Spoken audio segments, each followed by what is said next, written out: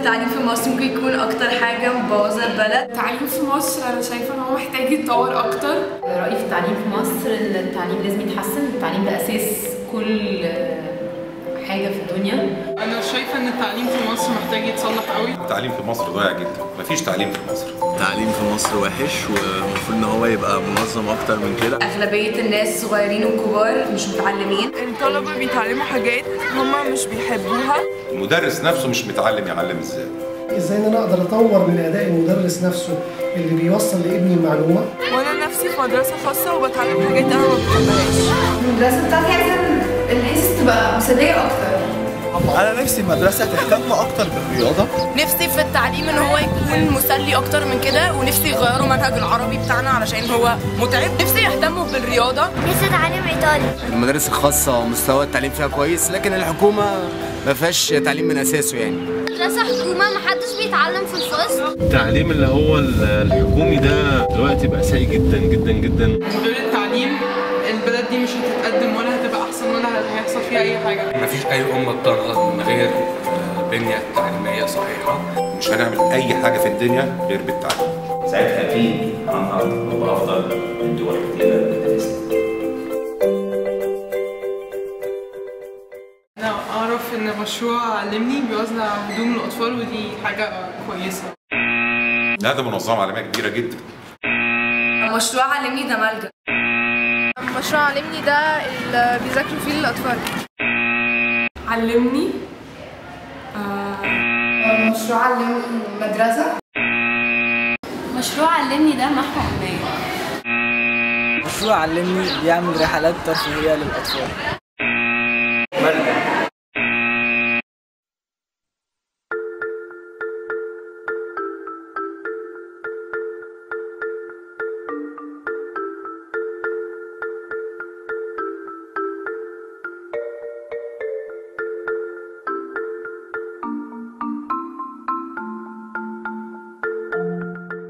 علمني. فكرت ايه لما اقول الكلمه دي؟ ان احنا بنقول نعلم الناس، صح؟ ممكن جايز هو ده اللي هنعمله تقريبا، بس احنا كمان بنتعلم. تخيل انت اطفال قاعدين في اوضه بيحاولوا يفكروا، وانت كمان بتعيش طفولتك معاهم وبتحاول تخليهم يفكروا وبتفكر معاهم توصلوا لحاجه ما توصلوش. مشروع علمني بيحاول يخلق نظام تعليمي متكامل يخلي الأطفال يقدروا يحلموا ويقدروا يحددوا أهداف ويوصلوا لها. يحبب الأطفال في التعليم ويغير وجهة نظرهم من إن التعليم ده حاجة مملة وصعبة وهدفها في الآخر هو الامتحان أو الجامعة، لأنها حاجة مهمة ليهم هم شخصيا في حياتهم وفي تطورهم كأشخاص. مزج التعليم بالنشاطات والهوايات، سواء كانت نشاطات فنية أو نشاطات رياضية. At Educate Me, we strive to create a caring and friendly environment for children where they can follow their passions and explore with their curiosities.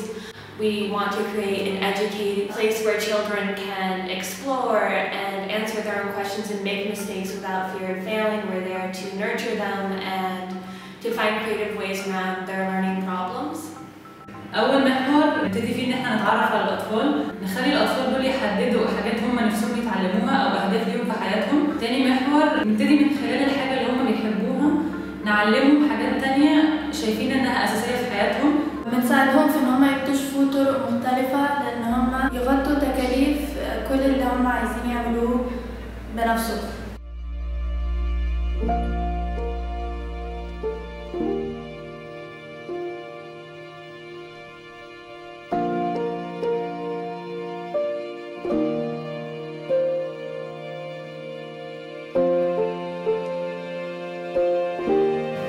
جايز حصل فرق وجايز ما حصلش، بس المهم انك تحاول وهو ده علمني.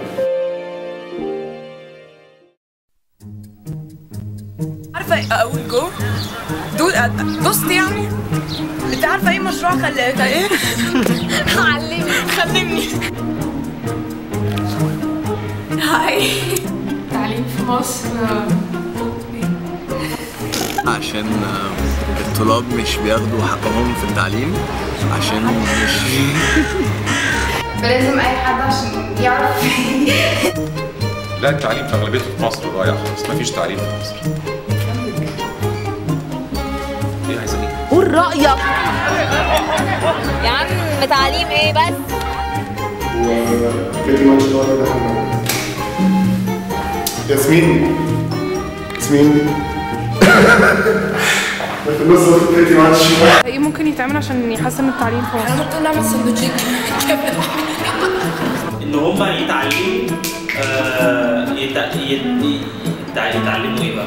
نقسم الى 3 فئات، في الخاص والاميري واللغات. الخاص كمل مش حاجه اسمها. انا رايي التعليم في مصر من اهم حاجه. التعليم في مصر اهم حاجه. لا مش عارف.